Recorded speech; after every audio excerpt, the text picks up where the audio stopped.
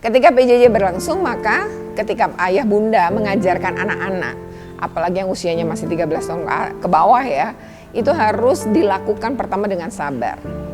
Kalau kemudian kita juga punya tekanan, ya kita juga ditekan pekerjaan, harus dampingin anak, mungkin merasa bahwa ada rasa tertekannya kemudian menimbulkan mudah emosi, maka sebaiknya jangan luapkan ke anak.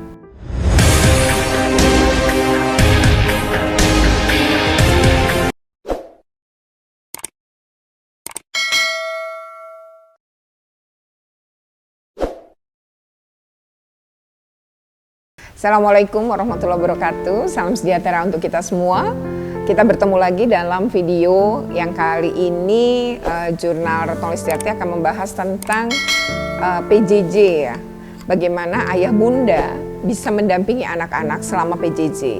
Meskipun pada Juli 2021 sekolah akan dibuka menurut Mendikbud secara serentak, ya namun ya menuju ke 3 bulan itu banyak hal yang harus dipersiapkan oleh ayah bunda, karena bagaimanapun meskipun pembelajaran dilakukan secara serentak, meskipun pembelajaran dilakukan pembelajaran tatap muka, sekolah dibuka secara serentak di seluruh Indonesia, namun kan yang masuk baru setengah.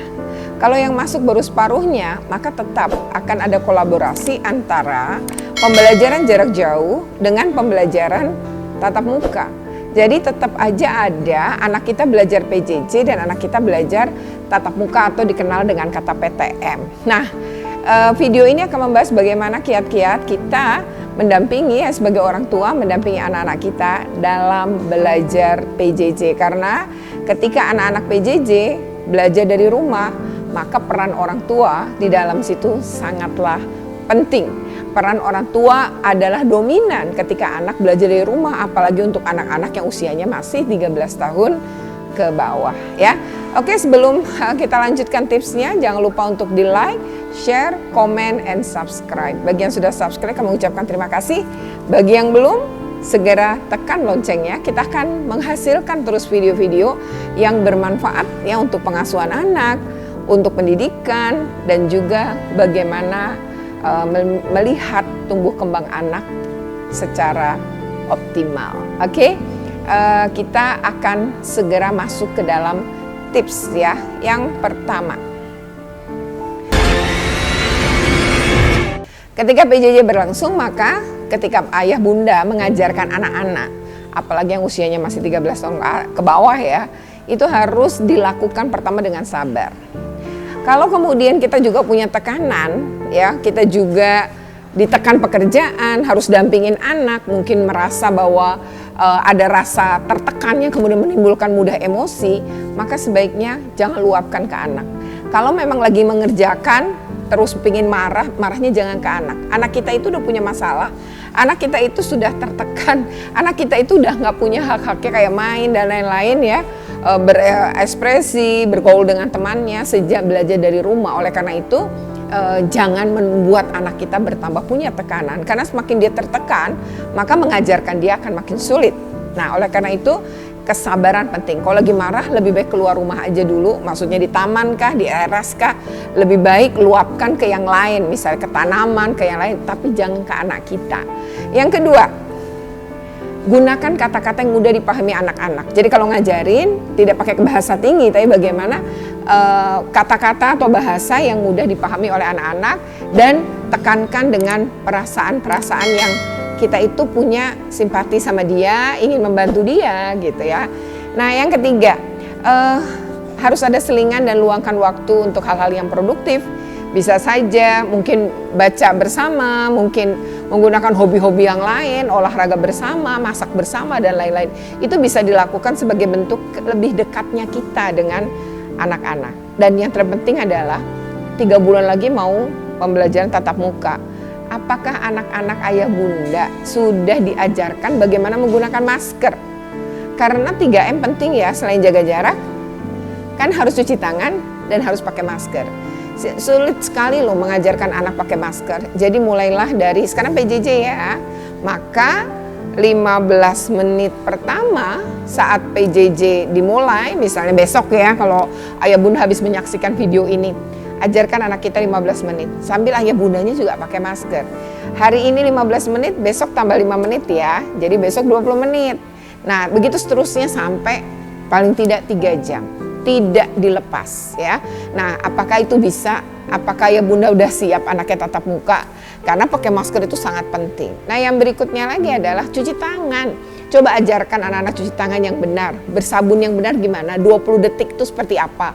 Apa yang kemudian dilakukan untuk tangan itu betul-betul bersih. Nah, banyak contohnya, banyak video contohnya juga. Jadi ajarkan.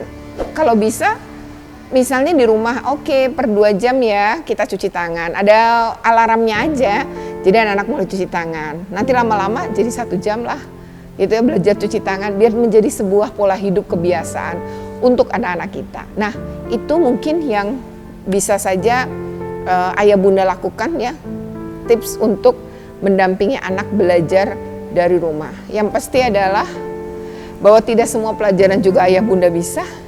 Jadi ketika memang tidak bisa harus mencari bantuan, mungkin ada kawan, rekan atau siapa, atau bertanyalah kepada wali kelasnya. Ya, tapi satu hal, jangan meluapkan kemarahan kepada anak-anak kita ketika kita tidak sabar kok anaknya nggak bisa diajarkan. Ya nanti makin nggak bisa kalau anak kita bentak-bentak malah. Ya jadi tadi yang pertama adalah perlu kesabaran. Yang kedua gunakan bahasa yang mudah dipahami oleh anak-anak kita. Yang ketiga adalah luangkan waktu untuk hal produktif agar lebih mendekatkan. Dan yang terakhir, yang keempat, coba ajarkan anak-anak kita mulai sekarang untuk siap pembelajaran tatap muka. Pembelajaran tatap muka dengan pakai masker, dengan kebiasaan untuk cuci tangan meskipun dia nanti berada di sekolah. Pakai maskernya bisa 3 jam minimal, kemudian juga kita ajarkan tentang jaga jarak. Nah ini yang penting, jadi tidak ada kantin, berarti harus dibawakan bekal. Kalau bisa, kalau itu maskernya bahan, bawakan 2. Jadi menjelang dia pulang suruh ganti lagi. Nah itu menjadi hal-hal yang perlu kita persiapkan agar ketika pembelajaran tatap muka anak kita tetap sehat. Ya, jelaskan kenapa tetap harus pakai masker ketika banyak orang dan kenapa harus cuci tangan sering-sering. Jelaskan itu. Kalau sudah jelas, anak kita pasti melakukannya dengan penuh kesadaran. Oke? Kita semua berharap anak-anak kita tetap sehat, ya. Anak-anak kita tetap bisa belajar meskipun hak hidup adalah nomor 1, hak sehat nomor 2, dan hak atas pendidikan nomor 3. Kalau mau diurut di masa pandemi ini. Namun untuk memenuhi hak atas pendidikan anak, maka penting bagi kita punya peran ketika PJJ. Nah, ketika PTM, guru-gurulah yang punya peran. Dan di pembelajaran tatap muka adalah materi yang sulit dan sangat sulit agar anak kita bisa berinteraksi dengan gurunya. Demikian tips belajar dari rumah atau mendampingi anak saat PJJ. Baik ayah bunda, semoga video ini bermanfaat. Dan jika memang bermanfaat, segera di-share, di-like, di-komen, dan di-subscribe. Sampai ketemu pada video-video tips lainnya. Assalamualaikum warahmatullahi wabarakatuh. Terima kasih.